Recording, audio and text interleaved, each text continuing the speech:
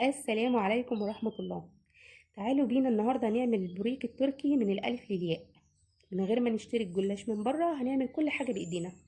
بس قبل ما نبتدي الفيديو، لو أول مرة بتشوفوني، أنا اسمي سمر. ما تنسوش الاشتراك في القناة ولايك وشير لو عجبكم الفيديو. تعالوا بينا نصلي على النبي عليه الصلاة والسلام ونبدأ مع بعض الفيديو.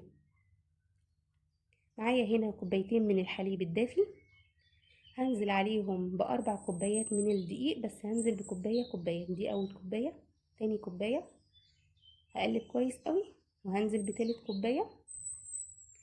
بعد تالت كوباية دي هحط رشة من الملح، يعني نص معلقة بالظبط.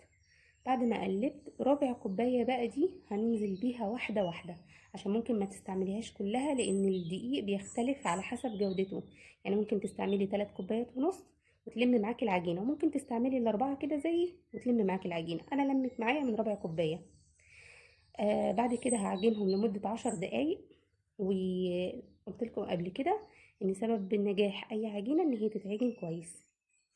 بعد ما عجنتها كده هلم العجينة كويس، وبعد كده هحطها في التلاجة لمدة نص ساعة. التلاجة بتخلي العجينة بعد ما تطلع منها وتسيبيها ترتاح كده، بعد ما تطلع بتتفرد معاكي بكل سهولة، ما بتتعبيش وانتي بتفرديها. لميتها كده وبعد كده اروح احطها في التلاجة. هنا معايا واحدة فلفل احمر، واحدة فلفل اخضر، وطماطمايه وبصلتين. هقطعهم كده تقطيع ناعم، وفي طاسة سخنة على النار هحط معلقة من الزبدة. هسيبها لحد ما تسيح، وبعد كده هنزل عليها بربع كيلو من اللحمة المفرومة. اللحمة عندك لو هي فيها دهون ما تحطيش معلقة الزبدة، لو ما فيهاش دهون حطي معلقة الزبدة. بعد كده هنزل عليها بنص معلقة من الفلفل الأسمر، ونص معلقة من الملح، ونص معلقة من الحبهان، ونص معلقة من جوز الطيب. هقلبهم كويس قوي، وبعد كده هسيبهم دقيقتين على النار. وبعد كده هنزل عليهم بالبصل. هسيب البصل مع اللحمة لحد ما البصل كده يدبل في اللحمة. يعني هسيبه بالظبط لمدة دقيقتين لان انا مش عايزة اسوي الحاجة قوي. هنزل بقى بعد كده بالفلفل الاخضر والاحمر، هقلبهم تقليبة برضو كده وهسيبهم دقيقتين كمان على النار. وبعد كده هنزل عليهم باخر حاجة طبعا اللي هي كانت معايا الطماطم. هقلبهم تقلبتين واسيبهم على النار دقيقتين. وبعد كده الحشوة بتاعت البوريك هتبقى جاهزة معايا. هرجع اجيب العجينة من التلاجة واسيبها ترتاح 10 دقايق، وبعدين هلمها كده وانزلها على السطح اللي انا هشتغل عليه. وهلمها كده اكورها زي ما انتوا شايفين في الفيديو، وهقسمها نصين. بعد ما اقسمها نصين هاخد كل نص هعمله على شكل اسطوانة، وبعدين هقطعه لكرات. الكرات دي هتبقى عبارة عن يعني حوالي من 60 ل65 جرام بالظبط.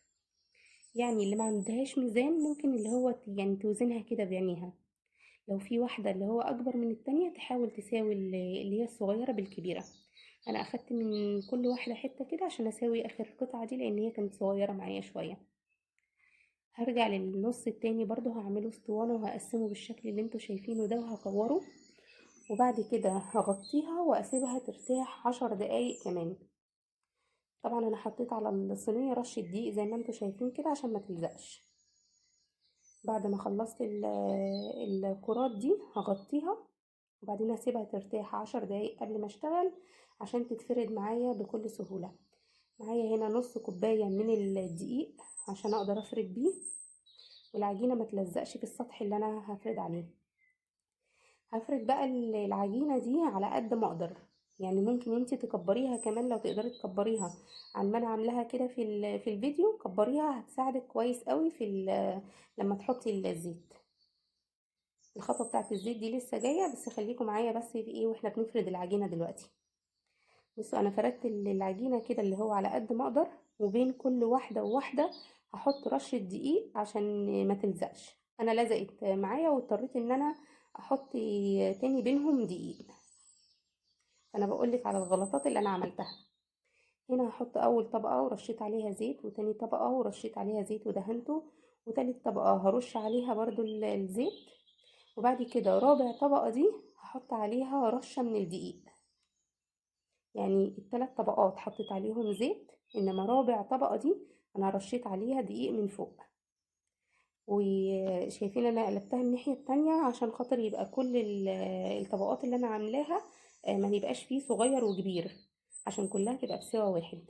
رشيت الدقيق طبعا اهو من الناحيتين، بس في النص هو بس اللي بحط زيت.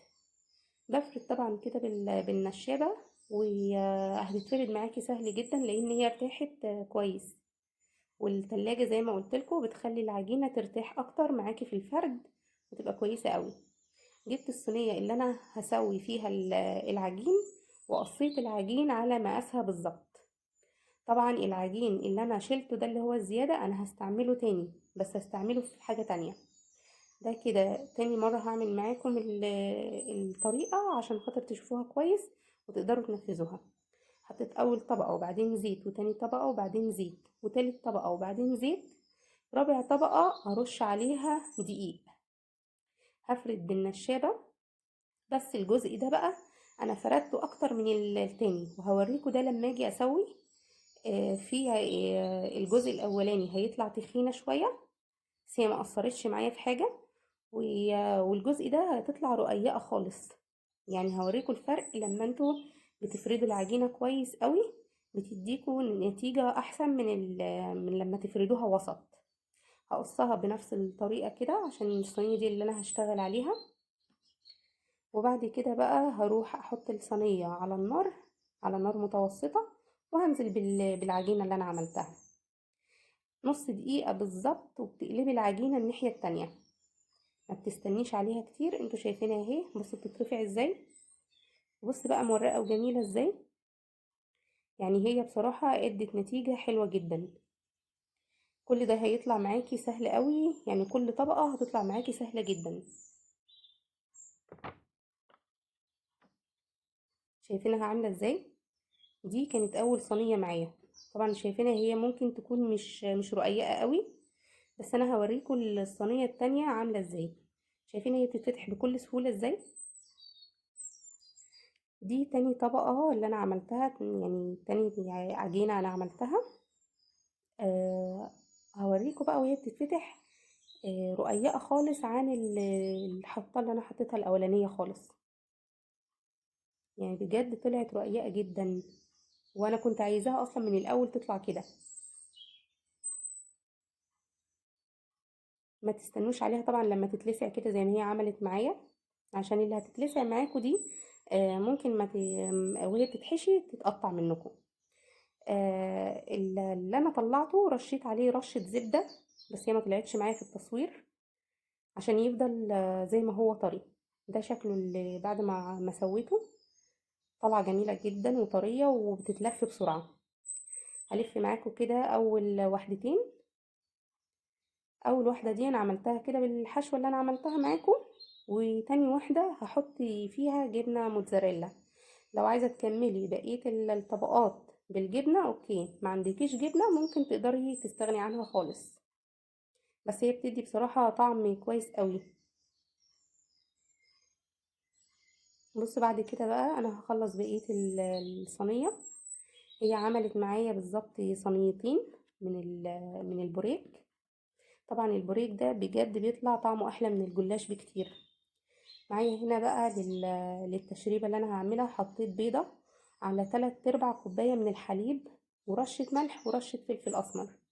الحاجات دي كلها عشان مستوية ما بتحتاجش تشريبة كتير، يعني البوريك نفسه والحشو اللي جواه بيبقى مستوي، فما بيحتاجش تشريبة كتير ان انت تسقي بيها. هحطهم في الفرن على درجة حرارة 160 او 180 عادي، لمدة 10 دقايق بالظبط، وهشغل عليهم الشواية.